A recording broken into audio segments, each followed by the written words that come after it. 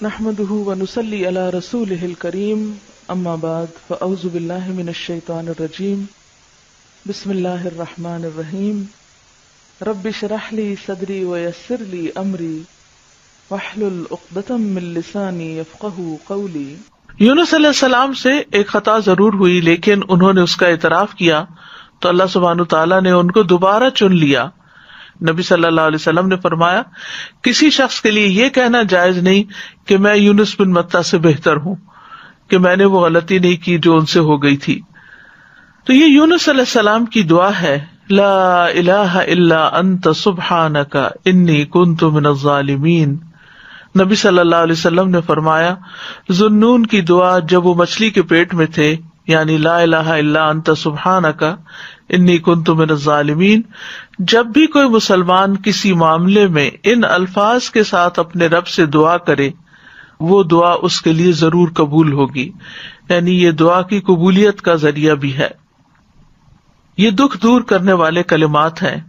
رسول اللہ صلی اللہ علیہ وسلم نے فرمایا، کیا میں تمہیں ایسی چیز نہ بتاؤں کہ جب تم میں سے کسی آدمی کو دکھ اور پریشانی اور دنیا کی آزمائشوں میں سے کوئی آزمائش آئے تو وہ اس دعا کو پڑھے تو اس کی تکلیف دور ہو جائے گی؟ تو آپ سے کہا گیا کیوں نہیں؟ آپ نے فرمایا، وہ مچھلی والے کی دعا ہے، لا الہ الا انت سبحانک انی کنت من الظالمین، تیرے سوا کوئی الہ نہیں، تو پاک ہے، بے شک میں ہی ظالموں میں سے ہوں۔ طبری کہتے ہیں کہ سلف صالحین ان الفاظ کے ساتھ دعا مانگتے تھے اور اس دعا کو دعائے کرب کہا کرتے تھے، یعنی تکلیف دور کرنے والی دعا کا نام دیتے۔ اور لا الہ الا اللہ جو ہے یہ افضل ترین ذکر ہے، اس کے ذریعے بھی بندے کو پریشانیوں اور غموں سے چھٹکارا ملتا ہے۔ یہاں پر ہم دیکھتے ہیں کہ یونس علیہ السلام کچھ مانگ نہیں رہے، صرف اللہ کی تعریف کر رہے ہیں اور اپنی خطا کا اعتراف کر رہے ہیں۔ تو یاد رکھیے، اہل علم کہتے ہیں کہ دعا کی دو قسمیں ہوتی ہیں، ایک دعائے ثنا اور دوسری دعائے طلب۔ ایک ہے اللہ تعالیٰ کی تعریف پر مبنی دعا اور دوسری درخواست، یعنی کچھ مانگنا اللہ سبحانہ و تعالیٰ سے یا طلب کرنا۔ تو دعائے ثنا کیا ہوتی ہے؟ جیسے یہ ہے، لا الہ الا انت سبحانک انی کنت من الظالمین، اور جیسے لا الہ الا اللہ وحدہ لا شریک لہ لہ الملک و لہ الحمد وہو علی کل شیء قدیر، یہ عرفہ کے دن کی دعا ہے۔ اسی طرح ایوب علیہ السلام نے جو دعا کی تھی، انی مسنی الضر وانت ارحم الراحمین، یہ بھی اللہ تعالیٰ کی حمد و ثنا ہے۔ اور دعائے طلب کیا ہے؟ جس میں انسان اللہ کا ذکر اور تعریف کر کے اس سے کچھ مانگتا ہے، یعنی اسپیسیفک دعا کرتا ہے۔ تو اس دعا میں ایک طرف لا الہ الا انت سبحانک ہے اور دوسری طرف اپنی خطا کا ارتکاب ہے۔ یاد رکھیے کہ نبی صلی اللہ علیہ وسلم سے اس دعا کی کوئی محدود گنتی وارد نہیں ہوئی۔ یونس علیہ السلام کے بارے میں بھی نہیں پتہ چلتا کہ انہوں نے کتنی دفعہ اس کو پڑھا، لیکن انہوں نے ایک دفعہ بھی جب اس کو پڑھا ہوگا پوری تڑپ کے ساتھ، پوری شدت کے ساتھ، تو اللہ سبحانہ تعالیٰ نے ان کی دعا قبول کر لی۔ تو اس لیے لازم اپنے اوپر نہ کیجیے کہ 1.25 لاکھ دفعہ ہی ضرور اس کو پڑھنا ہے یا 100 دفعہ ہی ضرور پڑھنا ہے۔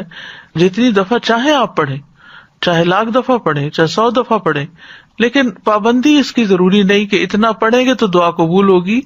اصل چیز ہے وہ جذبہ، وہ اخلاص، وہ شوق، وہ تڑپ جس کے ساتھ انسان دعا مانگتا ہے۔ تو اس دعا کے اوپر آپ غور کریں تو اس میں سب سے پہلے لا الہ الا اللہ ہے جو کمال توحید کا بیان ہے، اور دوسرا پھر سبحانہ کا ہے جو کمال پاکیزگی کا اظہار ہے کہ اللہ تعالیٰ ہر عیب اور برائی سے پاک ہے، اور تیسرے اپنی غلطیوں کا اعتراف ہے۔ یعنی یہ 3 ایسی بہترین چیزیں اکٹھی ہو گئی ہیں کہ جس کی وجہ سے دعا قبول ہوتی ہے۔ اور پھر اس میں ان چیزوں کو دراصل وسیلہ بنایا گیا ہے، اللہ کی توحید کا اقرار کر کے اس کو لا الہ الا اللہ کو وسیلہ بنایا گیا، تسبیح پڑھ کر وسیلہ بنایا گیا، انی کنت من الظالمین اپنی عبودیت کا اقرار کیا گیا اور اپنی غلطی کا اعتراف کیا گیا۔ تو یہ سب دراصل دعا کی قبولیت کے لیے ایک وسیلہ بن گیا۔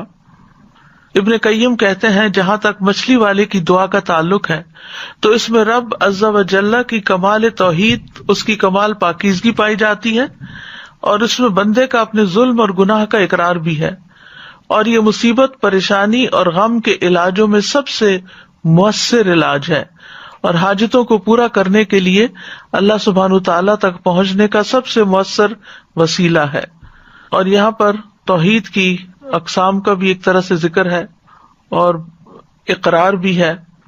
توحید کا اقرار جو ہے یہ دراصل انسان کو رب کے آگے جھکا دیتا ہے، اس سے اللہ تعالیٰ کی عظمت کا احساس انسان کے دل میں آتا ہے، اور پھر تسبیح پڑھ کر انسان اللہ سبحانہ تعالیٰ کو انتہائی پاکیزہ قرار دیتا ہے جو کہ اس کے شایان شان ہے، اور اپنے اوپر غلطی کو لیتا ہے اور خود اپنے رب کی طرف رجوع کرتا ہے۔ اور اس میں ہم دیکھتے ہیں کہ بہت لطیف طریقے سے ظلم پر معافی کی درخواست ہے۔ انہوں نے اپنی ذات پر اپنے ظلم کا ذکر کیا، جو ظلم کی تیسری قسم ہے نا، یعنی ظلم اور انسان کا اپنا نفس۔ تو یاد رکھیے، اپنے گناہوں کا اعتراف کرنا حاجات پوری کرنے کا سب سے افضل دروازہ ہے۔ اللہ عظیم ہے، کریم ہے، اس کے آگے مسکین بن جائیں، اس کے آگے فقیر بن جائیں، اور ساری قوتوں کا مالک، قدرت کا مالک اسی کو سمجھیں، اور پھر اپنے رب کو تڑپ کر پکاریں، تو انشاءاللہ دعا قبول ہوگی، غم دور ہو جائیں گے، حاجات پوری ہو جائیں گی انشاءاللہ۔ یونس علیہ السلام سے ایک خطا ضرور ہوئی، لیکن انہوں نے اس کا اعتراف کیا تو اللہ سبحانہ تعالیٰ نے ان کو دوبارہ چن لیا۔ نبی صلی اللہ علیہ وسلم نے فرمایا، کسی شخص کے لیے یہ کہنا جائز نہیں کہ میں یونس بن متی سے بہتر ہوں، کہ میں نے وہ غلطی نہیں کی جو ان سے ہو گئی تھی۔ تو یہ یونس علیہ السلام کی دعا ہے، لا الہ الا انت سبحانک انی کنت من الظالمین۔ نبی صلی اللہ علیہ وسلم نے فرمایا، ذوالنون کی دعا جب وہ مچھلی کے پیٹ میں تھے، یعنی لا الہ الا انت سبحانک انی کنت من الظالمین، جب بھی کوئی مسلمان کسی معاملے میں ان الفاظ کے ساتھ اپنے رب سے دعا کرے، وہ دعا اس کے لیے ضرور قبول ہوگی، یعنی یہ دعا کی قبولیت کا ذریعہ بھی ہے۔ یہ دکھ دور کرنے والے کلمات ہیں۔ رسول اللہ صلی اللہ علیہ وسلم نے فرمایا، کیا میں تمہیں ایسی چیز نہ بتاؤں کہ جب تم میں سے کسی آدمی کو دکھ اور پریشانی اور دنیا کی آزمائشوں میں سے کوئی آزمائش آئے تو وہ اس دعا کو پڑھے تو اس کی تکلیف دور ہو جائے گی؟ تو آپ سے کہا گیا کیوں نہیں؟ آپ نے فرمایا وہ مچھلی والے کی دعا ہے، لا الہ الا انت سبحانک انی کنت من الظالمین، تیرے سوا کوئی الہ نہیں، تو پاک ہے، بے شک میں ہی ظالموں میں سے ہوں۔ طبری کہتے ہیں کہ سلف صالحین ان الفاظ کے ساتھ دعا مانگتے تھے اور اس دعا کو دعائے کرب کہا کرتے تھے، یعنی تکلیف دور کرنے والی دعا کا نام دیتے۔ اور لا الہ الا اللہ جو ہے یہ افضل ترین ذکر ہے، اس کے ذریعے بھی بندے کو پریشانیوں اور غموں سے چھٹکارا ملتا ہے۔ یہاں پر ہم دیکھتے ہیں کہ یونس علیہ السلام کچھ مانگ نہیں رہے، صرف اللہ کی تعریف کر رہے ہیں اور اپنی خطا کا اعتراف کر رہے ہیں۔ تو یاد رکھیے، اہل علم کہتے ہیں کہ دعا کی دو قسمیں ہوتی ہیں، ایک دعائے ثنا اور دوسری دعائے طلب۔ ایک ہے اللہ تعالیٰ کی تعریف پر مبنی دعا، اور دوسری درخواست، یعنی کچھ مانگنا اللہ سبحانہ و تعالیٰ سے یا طلب کرنا۔ تو دعائے ثنا کیا ہوتی ہے؟ جیسے یہ ہے لا الہ الا انت سبحانک انی کنت من الظالمین، اور جیسے لا الہ الا اللہ وحدہ لا شریک لہ لہ الملک ولہ الحمد وہو علی کل شیء قدیر، یہ عرفہ کے دن کی دعا ہے۔ اسی طرح ایوب علیہ السلام نے جو دعا کی تھی، انی مسنی الضر وانت ارحم الراحمین، یہ بھی اللہ تعالیٰ کی حمد و ثنا ہے۔ اور دعائے طلب کیا ہے؟ جس میں انسان اللہ کا ذکر اور تعریف کر کے اس سے کچھ مانگتا ہے، یعنی اسپیسیفک دعا کرتا ہے۔ تو اس دعا میں ایک طرف لا الہ الا انت سبحانک ہے اور دوسری طرف اپنی خطا کا ارتکاب ہے۔ یاد رکھیے کہ نبی صلی اللہ علیہ وسلم سے اس دعا کی کوئی محدود گنتی وارد نہیں ہوئی۔ یونس علیہ السلام کے بارے میں بھی نہیں پتہ چلتا کہ انہوں نے کتنی دفعہ اس کو پڑھا، لیکن انہوں نے ایک دفعہ بھی جب اس کو پڑھا ہوگا پوری تڑپ کے ساتھ، پوری شدت کے ساتھ، تو اللہ سبحانہ تعالیٰ نے ان کی دعا قبول کر لی۔ تو اس لیے لازم اپنے اوپر نہ کیجیے کہ 1.25 لاکھ دفعہ ہی ضرور اس کو پڑھنا ہے، یا 100 دفعہ ضرور پڑھنا ہے، جتنی دفعہ چاہے آپ پڑھیں، چاہے 1,00,000 دفعہ پڑھیں، چاہے 100 دفعہ پڑھیں، لیکن پابندی اس کی ضروری نہیں کہ اتنا پڑھیں گے تو دعا قبول ہوگی. اصل چیز ہے وہ جذبہ، وہ اخلاص، وہ شوق، وہ تڑپ جس کے ساتھ انسان دعا مانگتا ہے. تو اس دعا کے اوپر آپ غور کریں تو اس میں سب سے پہلے لا الہ الا اللہ ہے جو کمال توحید کا بیان ہے، اور دوسرا پھر سبحانک ہے جو کمال پاکیزگی کا اظہار ہے کہ اللہ تعالیٰ ہر عیب اور برائی سے پاک ہے، اور تیسرے اپنی غلطیوں کا اعتراف ہے. یعنی یہ 3 ایسی بہترین چیزیں اکٹھی ہو گئی ہیں کہ جس کی وجہ سے دعا قبول ہوتی ہے. اور پھر اس میں ان چیزوں کو دراصل وسیلہ بنایا گیا ہے. اللہ کی توحید کا اقرار کر کے اس کو لا الہ الا اللہ کو وسیلہ بنایا گیا، تسبیح پڑھ کر وسیلہ بنایا گیا، انی کنت من الظالمین اپنی عبودیت کا اقرار کیا گیا اور اپنی غلطی کا اعتراف کیا گیا. تو یہ سب دراصل دعا کی قبولیت کے لیے ایک وسیلہ بن گیا. ابن قیم کہتے ہیں جہاں تک مچھلی والے کی دعا کا تعلق ہے تو اس میں رب عز و جل کی کمال توحید، اس کی کمال پاکیزگی پائی جاتی ہے، اور اس میں بندے کا اپنے ظلم اور گناہ کا اقرار بھی ہے. اور یہ مصیبت، پریشانی اور غم کے علاجوں میں سب سے مؤثر علاج ہے، اور حاجتوں کو پورا کرنے کے لیے اللہ سبحانہ تعالیٰ تک پہنچنے کا سب سے مؤثر وسیلہ ہے. اور یہاں پر توحید کی اقسام کا بھی ایک طرح سے ذکر ہے اور اقرار بھی ہے. توحید کا اقرار جو ہے یہ دراصل انسان کو رب کے آگے جھکا دیتا ہے. اس سے اللہ تعالیٰ کی عظمت کا احساس انسان کے دل میں آتا ہے، اور پھر تسبیح پڑھ کر انسان اللہ سبحانہ تعالیٰ کو انتہائی پاکیزہ قرار دیتا ہے جو کہ اس کے شایان شان ہے، اور اپنے اوپر غلطی کو لیتا ہے اور خود اپنے رب کی طرف رجوع کرتا ہے. اور اس میں ہم دیکھتے ہیں کہ بہت لطیف طریقے سے ظلم پر معافی کی درخواست ہے. انہوں نے اپنی ذات پر اپنے ظلم کا ذکر کیا، جو ظلم کی تیسری قسم ہے نا، یعنی ظلم اور انسان کا اپنا نفس. تو یاد رکھیے اپنے گناہوں کا اعتراف کرنا حاجات پوری کرنے کا سب سے افضل دروازہ ہے. اللہ عظیم ہے، کریم ہے، اس کے آگے مسکین بن جائیں، اس کے آگے فقیر بن جائیں، اور ساری قوتوں کا مالک، قدرت کا مالک اسی کو سمجھیں، اور پھر اپنے رب کو تڑپ کر پکاریں تو انشاءاللہ دعا قبول ہوگی، غم دور ہو جائیں گے، حاجات پوری ہو جائیں گی انشاءاللہ. یونس علیہ السلام سے ایک خطا ضرور ہوئی، لیکن انہوں نے اس کا اعتراف کیا تو اللہ سبحانہ تعالیٰ نے ان کو دوبارہ چن لیا. نبی صلی اللہ علیہ وسلم نے فرمایا کسی شخص کے لیے یہ کہنا جائز نہیں کہ میں یونس بن متیٰ سے بہتر ہوں، کہ میں نے وہ غلطی نہیں کی جو ان سے ہو گئی تھی. تو یہ یونس علیہ السلام کی دعا ہے، لا الہ الا انت سبحانک انی کنت من الظالمین.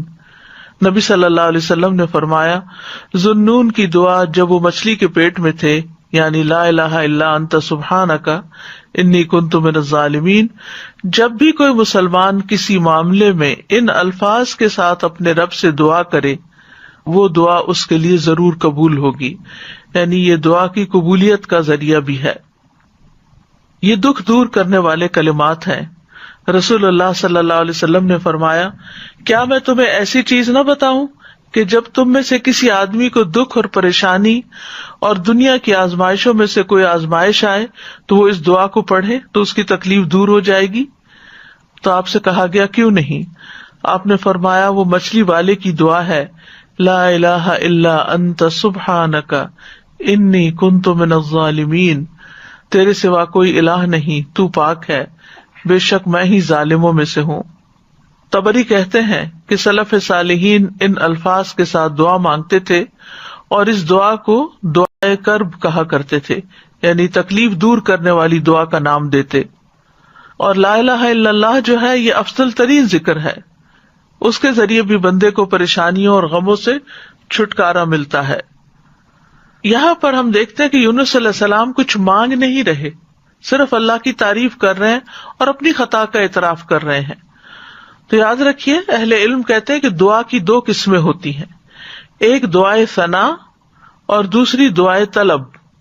ایک ہے اللہ تعالیٰ کی تعریف پر مبنی دعا اور دوسری درخواست، یعنی کچھ مانگنا، اللہ سبحانہ و تعالیٰ سے یا طلب کرنا.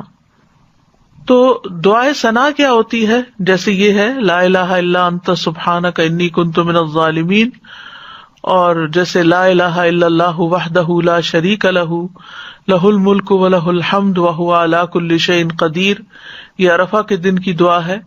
اسی طرح ایوب علیہ السلام نے جو دعا کی تھی انی مسنی الضر وانت ارحم الراحمین، یہ بھی اللہ تعالیٰ کی حمد و ثنا ہے. اور دعائے طلب کیا ہے؟ جس میں انسان اللہ کا ذکر اور تعریف کر کے اس سے کچھ مانگتا ہے، یعنی اسپیسیفک دعا کرتا ہے. تو اس دعا میں ایک طرف لا الہ الا انت سبحانک ہے اور دوسری طرف اپنی خطا کا ارتکاب ہے. یاد رکھیے کہ نبی صلی اللہ علیہ وسلم سے اس دعا کی کوئی محدود گنتی وارد نہیں ہوئی. یونس علیہ السلام کے بارے میں بھی نہیں پتہ چلتا کہ انہوں نے کتنی دفعہ اس کو پڑھا، لیکن انہوں نے ایک دفعہ بھی جب اس کو پڑھا ہوگا پوری تڑپ کے ساتھ، پوری شدت کے ساتھ، تو اللہ سبحانہ تعالیٰ نے ان کی دعا قبول کر لی. تو اس لیے لازم اپنے اوپر نہ کیجیے کہ 1.25 دفعہ ہی ضرور اس کو پڑھنا ہے یا 100 دفعہ ہی ضرور پڑھنا ہے. جتنی دفعہ چاہیں آپ پڑھیں، چاہے 1,00,000 دفعہ پڑھیں، چاہے 100 دفعہ پڑھیں، لیکن پابندی اس کی ضروری نہیں کہ اتنا پڑھیں گے تو دعا قبول ہوگی.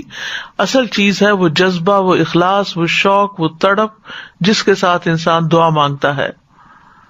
تو اس دعا کے اوپر آپ غور کریں تو اس میں سب سے پہلے لا الہ الا اللہ ہے جو کمال توحید کا بیان ہے، اور دوسرا پھر سبحانہ کا ہے جو کمال پاکیزگی کا اظہار ہے کہ اللہ تعالیٰ ہر عیب اور برائی سے پاک ہے، اور تیسرے اپنی غلطیوں کا اعتراف ہے. یعنی یہ 3 ایسی بہترین چیزیں اکٹھی ہو گئی ہیں کہ جس کی وجہ سے دعا قبول ہوتی ہے. اور پھر اس میں ان چیزوں کو دراصل وسیلہ بنایا گیا ہے. اللہ کی توحید کا اقرار کر کے اس کو لا الہ الا اللہ کو وسیلہ بنایا گیا، تسبیح پڑھ کر وسیلہ بنایا گیا، انی کنت من الظالمین اپنی عبودیت کا اقرار کیا گیا اور اپنی غلطی کا اعتراف کیا گیا. تو یہ سب دراصل دعا کی قبولیت کے لیے ایک وسیلہ بن گیا. ابن قیم کہتے ہیں جہاں تک مچھلی والے کی دعا کا تعلق ہے تو اس میں رب عز و جل کی کمال توحید، اس کی کمال پاکیزگی پائی جاتی ہے، اور اس میں بندے کا اپنے ظلم اور گناہ کا اقرار بھی ہے. اور یہ مصیبت، پریشانی اور غم کے علاجوں میں سب سے مؤثر علاج ہے، اور حاجتوں کو پورا کرنے کے لیے اللہ سبحانہ تعالیٰ تک پہنچنے کا سب سے مؤثر وسیلہ ہے. اور یہاں پر توحید کی اقسام کا بھی ایک طرح سے ذکر ہے اور اقرار بھی ہے. توحید کا اقرار جو ہے یہ دراصل انسان کو رب کے آگے جھکا دیتا ہے. اس سے اللہ تعالیٰ کی عظمت کا احساس انسان کے دل میں آتا ہے، اور پھر تسبیح پڑھ کر انسان اللہ سبحانہ تعالیٰ کو انتہائی پاکیزہ قرار دیتا ہے جو کہ اس کے شایان شان ہے، اور اپنے اوپر غلطی کو لیتا ہے اور خود اپنے رب کی طرف رجوع کرتا ہے. اور اس میں ہم دیکھتے ہیں کہ بہت لطیف طریقے سے ظلم پر معافی کی درخواست ہے. انہوں نے اپنی ذات پر اپنے ظلم کا ذکر کیا، جو ظلم کی تیسری قسم ہے نا، یعنی ظلم اور انسان کا اپنا نفس. تو یاد رکھیے اپنے گناہوں کا اعتراف کرنا حاجات پوری کرنے کا سب سے افضل دروازہ ہے. اللہ عظیم ہے، کریم ہے، اس کے آگے مسکین بن جائیں، اس کے آگے فقیر بن جائیں، اور ساری قوتوں کا مالک، قدرت کا مالک اسی کو سمجھیں، اور پھر اپنے رب کو تڑپ کر پکاریں تو انشاءاللہ دعا قبول ہوگی، غم دور ہو جائیں گے، حاجات پوری ہو جائیں گی انشاءاللہ.